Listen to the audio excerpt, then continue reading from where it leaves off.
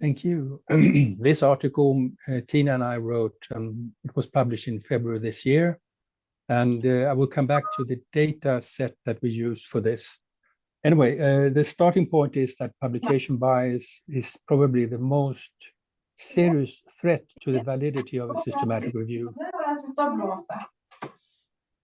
So if non-significant studies are excluded in the synthesis, the effect might falsely then or wrongly then indicate that an intervention is effective when it's in reality is not.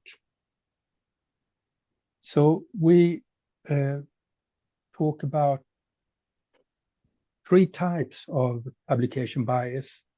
The positive outcome bias, that is what I just mentioned, but we also have time lag bias, that findings are reported with a lag in time, which might then not include it in synthesis. And the third one is place of publication bias, which I think is not that troublesome as the other 2, since when we do a systematic review, we don't, I hope, at least think not, exclude studies that are from journals of less importance. So the traditional way to do a systematic review is to identify gray literature.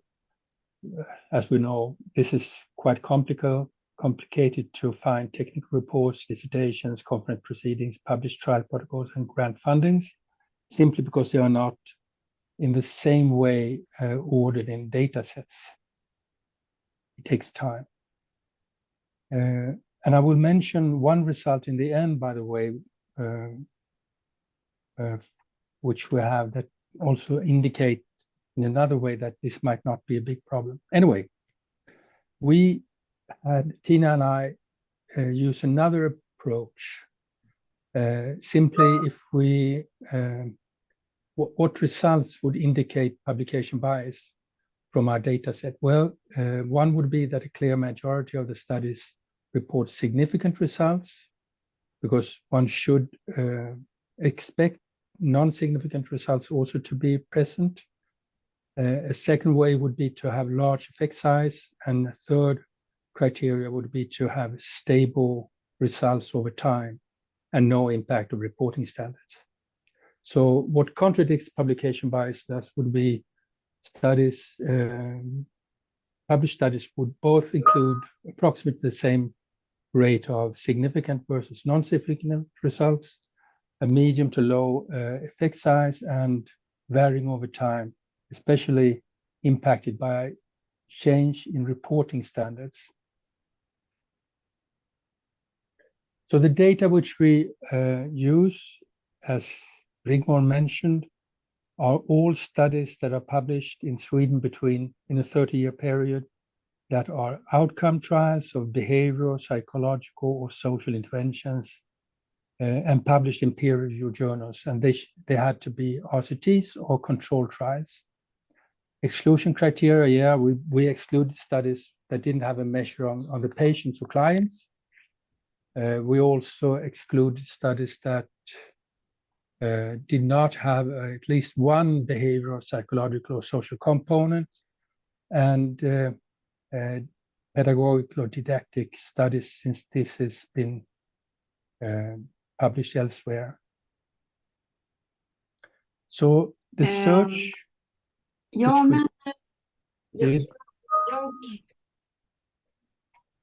the search that we did was quite complicated, because it was very obvious from the beginning that you can't use Sweden, Scandinavia, or similar to as a key search keyword. We only found about 11% of all the trials studies had included Sweden or Scandinavia, so we had to use another way. So we primarily looked for another study that has looked into the same thing, but only up until 2014. And we contacted all those researchers and searched for new studies by themselves or by their colleagues or by their students. We also looked at grants awarded during a period of time, the last 5 years. at clinical trials and isrctn.com. And although we really try to find all the studies, there are probably some studies are missing, at least one which I know of. So this is a plot of the actual increase of outcome studies, which is quite interesting. As you can see, it's a quite linear increase. And I can also say directly that this increase co-varies with the reporting standards that has come during the years. And 7 out of 8 were randomized controlled trials, which is also quite nice, and also indicates that RCTs can well be done within the social services and similar. Here we have the reporting standards, which was inspired by consort, trend, and prevention science. We had a fairly good reliability, and as you can see, the average standard increased from about 5 of 17 to 11, 12 of 17. So here comes the first result then. And as you can see on the left-hand side, we have different areas. We have child psychiatry, adult psychiatry, occupational rehabilitation, somatic healthcare. And note then that somatic healthcare wasn't medications or operation styles, etc., but it was more behavioral training of different kinds. And fairly large group of social services. And then we have fewer of correctional services and odontology. So that's why I put them within brackets, because the number are quite low. But if you can see the significant percentage then varies from 70% to, let's say, 36%, and with an average of 54%. So that says that approximately half of the studies were not significant and half were significant, which then might be an indication of not publication bias. Now, on the right side, we have the effect size according to Cohen, and you can see the average is 0.48, which would be translated to an average effect size then. So far, the results might indicate not publication bias, and the variability among the different sectors of services might also strengthen this conclusion, since obviously there are some that are less significant and those that are more. Reporting standards and effect sizes. And we had 17, but if I should have included 17 here, it would have been very plotty, so I took some out. Anyway, you can see that the significance is best case moderate and in sometimes non-significant. And we also have reporting standards when it comes to non-significant and significant. And the same is that there are some significance, but remember that we have 522 trials here that we made it. So even very small correlation will be significant. Here we have the reporting standards over time, and you can see the average significant rate, the second from the bottom, and the average standard mean difference. And as you can see, there are results fairly stable over time, as well as both significant and the SMDs, which then would not indicate any significant publication bias. So some,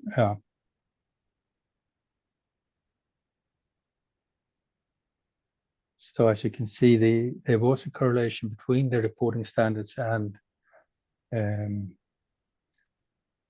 especially RCTs had higher reporting standards, but it was not related to the proportion of significant results for effect sizes. So this is my second last picture, and I do it like this.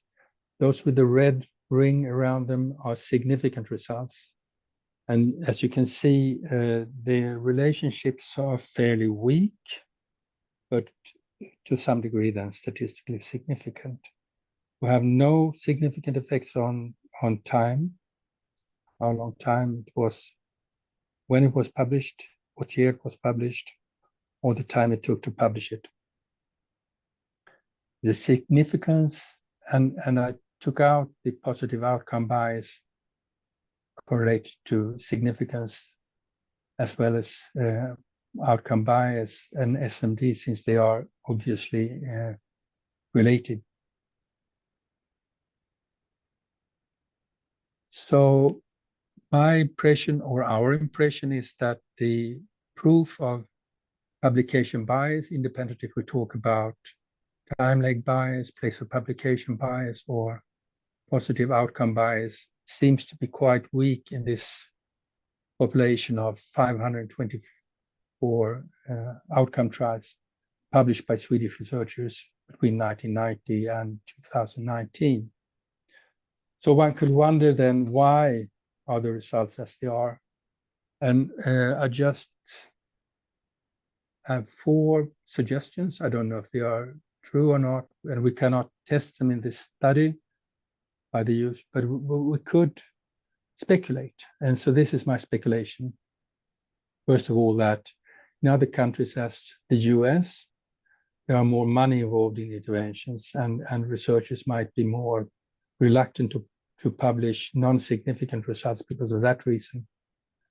But it could also be, number 2, that it's hard to receive new fundings if you haven't published. This is at least a situation in Sweden, I would say. And the third is that it's also merits in publications that refute the standard viewers. Take John Ioannidis as an example. And the last one then, which should be 4 and not 5, is that the Swedish culture perhaps favors integrity and honesty. Could be like this. So that was my quick presentation of data.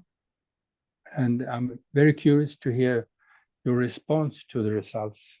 And my conclusion then, or our conclusion, that publication bias seems to be very important in this Swedish research in this area.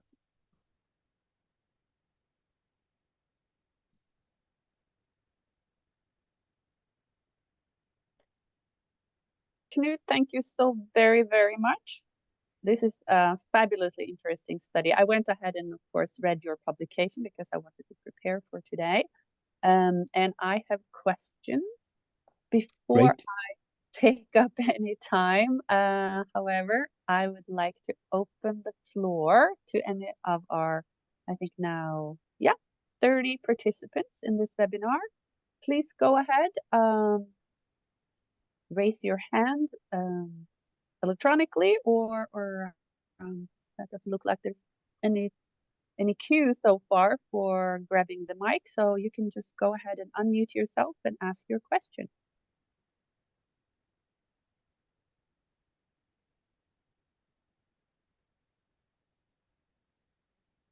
Should we perhaps also stop sharing so that people had a chance to be more visible? Okay. Then we can see each other. Great. Oh, good.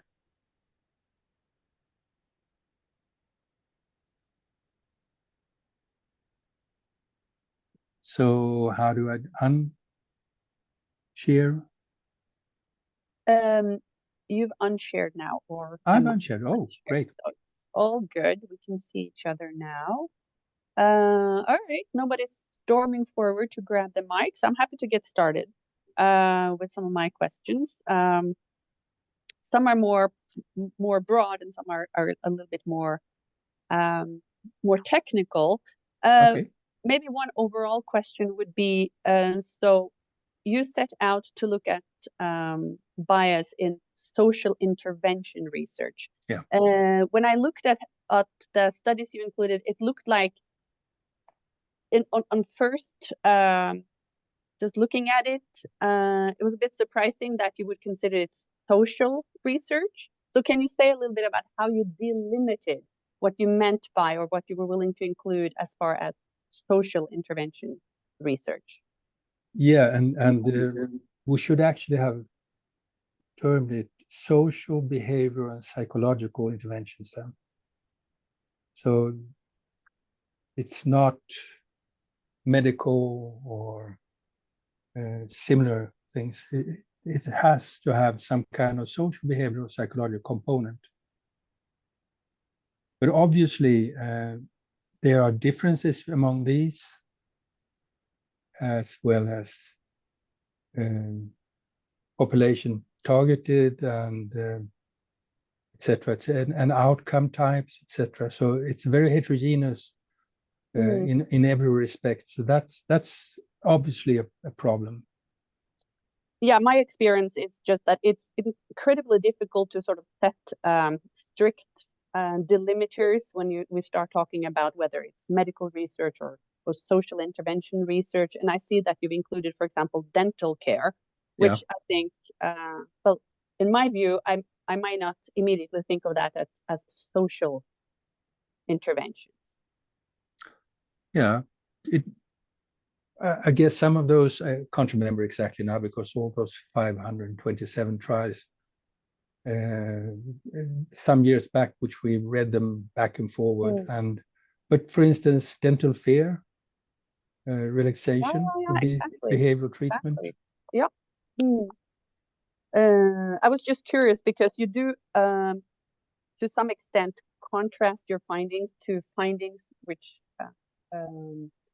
have been found in medical research, where it seems like the results are slightly different to what you found. Absolutely. I mean, the traditional view is that publication bias is a problem and is occurring, although there's not that many studies on, for instance, psychological treatment that proves the same.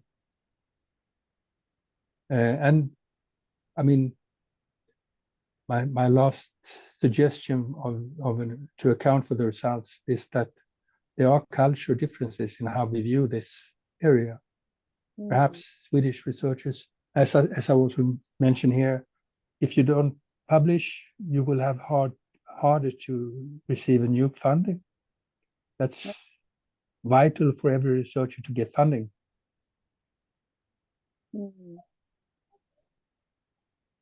Indeed. Does anybody in the audience want to comment on that?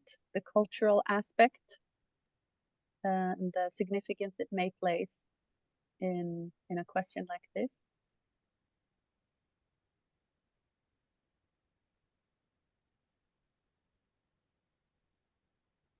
While you think about that, let me give an example. We just finished a systematic review on interventions against gang-related crime. And when we started, we ran across another systematic review, and the contact there supported us with a lot of studies that were technical reports primarily. And at some time, we decided that we will not include gray literature because it was so unsystematic. But anyway, that far we found 20 trials, technical reports. And when we started to look into these 20 reports, we realized that 18 of 20 reports were actually published. But they were published with a time lag of perhaps a year or two or something like that. And the two rest that was not published, there were other studies that wasn't performed by the same researchers, but they were also included in our material, but under other researchers' name. So my response to this is that it seems that time lag, it exists, but it's not perhaps that big problem because sooner or later they are published. Yeah. So of those three types of bias, then it seems like the first one and the most well-known, as that is positive outcome bias, then is the possibly most important, although we have very small correlations that indicate that this is true.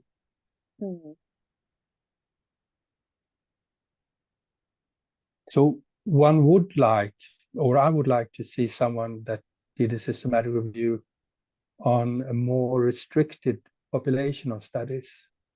So for instance, as you mentioned, perhaps more like behavioral training, CBT, of some type of, for instance, depression or anxiety, for instance. That would be very interesting to see the results, how they look at that in that case.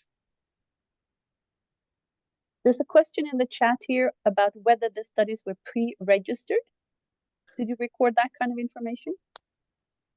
We did do that, and there were, if I remember correctly, going back in time, very few reported this. It wasn't standard, and perhaps we could go 5 years back in time, or 2015. I would say that they were quite infrequently used in Sweden, at least. Note that there is a correlation between the quality or the reporting standards, number of reporting standards, and the effects. So more studies with more reporting standards also partly was more randomized and partly also produced higher effect sizes.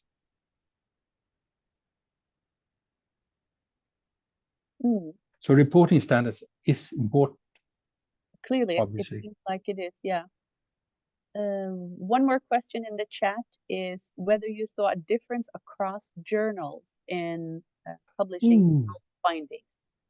I can't remember now the number of journals, but let's say it was 300 journals, or 250 journals that these articles were published in. So we didn't even think about doing some kind of systematic comparison between different journals. And as well as you know, they are journals is not that easy to categorize. Journals from various disciplines, for instance, publish interventional research on social services. That makes a lot of sense. I was wondering about the time lag bias. Yep. You looked at time lag bias as the time between study start and publication. Is this a standard way of looking at time lag bias, that you look at the time from the study reported sort of to have started, and how do you count like it started? Of course, the best would have been to have when the first time the study was submitted to a journal, but this information was not present. And as well, the pre-post, the post wasn't also always published. But we were successful in identifying the time of start, approximately, which normally was when the funding was secured, and then until it was published in a journal. We don't know how many journals that was submitted before the one that was actually published. It could be more. This information is simply not available. Exactly. So am I understanding you correctly that when it comes to your recording of month and year, sort of the study started, you used funding, did you say? Sometimes, it was very rarely that the researchers reported when they started. Yeah. They didn't say we started in March 2001. But and this information, I should also have mentioned this information on time lag bias based not on 527, but on 339 trials. So it was quite a piece of trials that did not report enough information on the starting date. Yeah, I was curious about the time lag bias, especially because of the results showing that average publication time was 65 months. Yeah. So that's why I was just Sometimes curious it takes how long you time. counted the time. Yeah, and we note that in this is also included the time from pre to post or follow-up. So if the study took 1 year to collect data, another year to analyze, and a third year when they have follow-up, well, it takes time. Yeah. And I'm more impressed that it was at least one study that only took 1 month from submission to publication. Yeah. As far as I can see, you say that publication time ranged from 7 to 324 months. Okay. All right, 7 then. Okay, that's quick anyway. Which again is why I was curious, like, what did you count as it started? Because if the shortest time is 7 months, that's a small study. Or when it was published. Or it could also be very quick outcome. The outcome measure might be exactly a test that they take after the intervention, anxiety or something like that. Yeah. Fantastic. Yeah, we have chosen the wrong field of research. Yeah, at least I.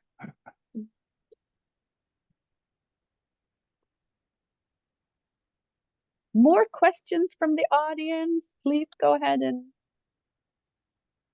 ask your question.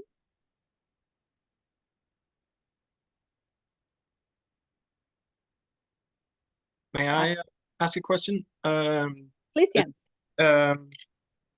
It's about, I agree with you, Knut, that number 2 seems very important there, that it's hard to receive new funding if you haven't published. That's at least my experience from more of an education background, that, I mean, if I ran an RCT and don't publish it, then I would never get funding again. But do you know anything about it? Is that different across fields? I have not that knowledge, no, sorry. That would be very interesting. And it would be interesting to see another context replicating this study. Would they receive the same result or not? For instance, in the US, where big bucks is involved when it comes to interventions. I know, I mean, like in fields where you can run laboratory experiments and it's fairly cheap to run experiments, I think that publication bias also tends to be more of a problem. But like when you run field experiments, just it seems too expensive to not publish anything. Like, who can afford that? Thank you. Exciting, interesting presentation. Thanks. Thank you for your question, Jens. There was one more question in the chat here, and the question is, what's your next step plans with this research? It would be interesting to make a follow-up at 2024, at the end of 2024 or the beginning of 2025, another 5 years, to see if the increase of Swedish outcome trials is similar, if the effect sizes looks the same, if the reporting standards are increasing as they seem to do. That would be definitely interesting. We've also used this study, I could say, to look at the, and this will be published or is already published, to look at if studies that, how do you say, is not having a very strict, I'm sorry, the words dropped off my mind. We looked at studies that are developed in another country and comes to Sweden, and that is having a high rate of following the instruction of what doing, those that has changed their core components to some degree, and looked at this for different areas, so social services, psychiatry, physical health, etc. And it seems like there are some results indicating that it's good to change the intervention when it comes to new contexts, which is also fascinating if it's true, since we always say that you should always try to do exactly as the program constructors tell you to do. Right.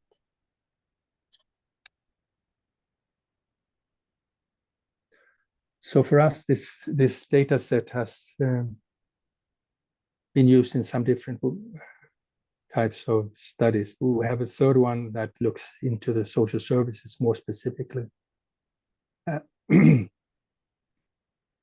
only thing that perhaps will prevent me from getting involved in a new 5-year follow-up until 2024 is that it's a big job. It's a lot of job. Yeah, you included Find more than them. 500 studies. That's a lot of coding to do. Selection and then coding. Yeah. Yes. And of course, the analyses. I noticed also that you talk in your study limitations that there was a difference on prevention level. I don't think I heard you say anything about that during your presentation. So could you mention a little bit about the issue of prevention level? So we're talking about universal, selective or indicated interventions then. Okay. Mm-hmm. So there, I can't remember now, but there are analyses that could be made when you had a good research question. So if anyone in the audience have a good research question for this material, we could perhaps check it. So I can't remember now if there were differences, but I'm sure that there were actually larger effect sizes in the indicated, as for instance, compared to the universal, which is quite normal conclusion in research. There are more problems to take away, so to say, so you have stronger effects. About the study limitation, one should also remember that we have based our coding on the information available in the articles, and I'm quite sure that some of the information was never recorded in the article because of the size of the articles. Yeah, that makes sense.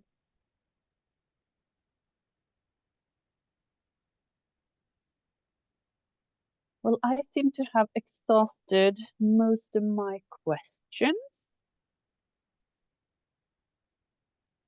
Anyone in the audience are very welcome to ask questions or simply comment.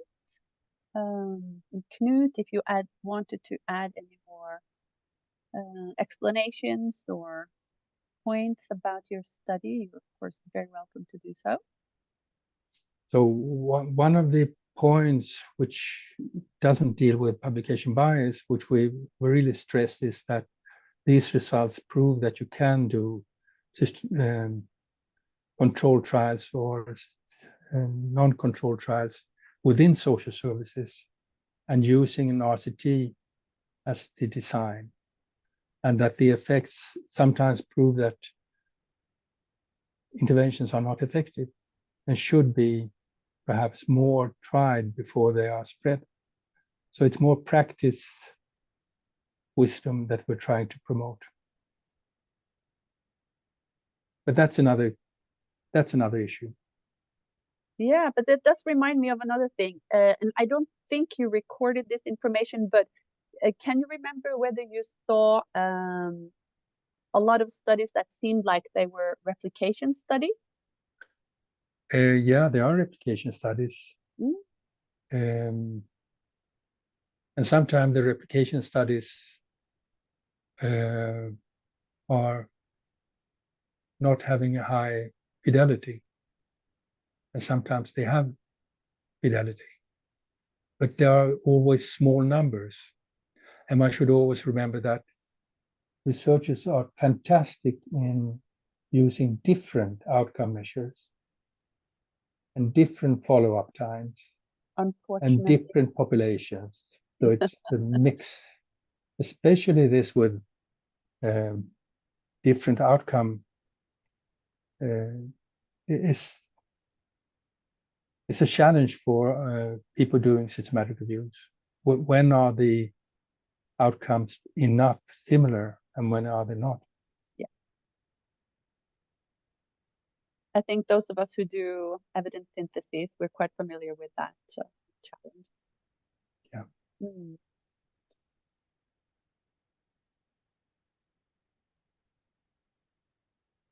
Seems like we have a rather quiet audience today. I'd again like to encourage you to ask your questions or give your comments if you have any. It's okay to just show up and listen as well. Of course, of course.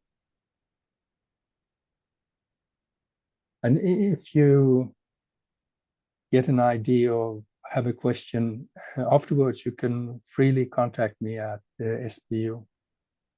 I guess my address is somewhere. That is very easy, knut.sundell@sbu.se. At least for another 6 weeks, and then we'll see. Great. You're free to put it in the chat as well if you need to. That might be helpful. Yeah. And I'd like to take the opportunity to remind people that this is a part of an INSIA webinar series. The next webinar hosted by INSIA will be on March 20th, and it will cover artificial intelligence and the use of artificial intelligence, in particular machine learning, in evidence synthesis. I don't want to wrap things up and end until everybody had a chance to provide their comments and ask their questions, and Knut feels okay with ending. I see people are thanking for a very interesting presentation. It certainly was. And let me just say thank you very much for your attendance. It's always nice to meet people that are interested in your research. It's wonderful that people log on and were interested in this topic. And if anybody has suggestions for webinar topics that INSIA could provide, please feel free to contact us. We want to try to meet the interests and demands that you might have. So I think with that, let's go ahead and say thank you very much to Knut Sundell, who gave today's webinar. Thank you very much to everybody who listened and were part of today's webinar. We wish you a very welcome next time. And take care, everyone. Stay warm and see you soon. Bye-bye. Thank you. Bye. Bye, everyone.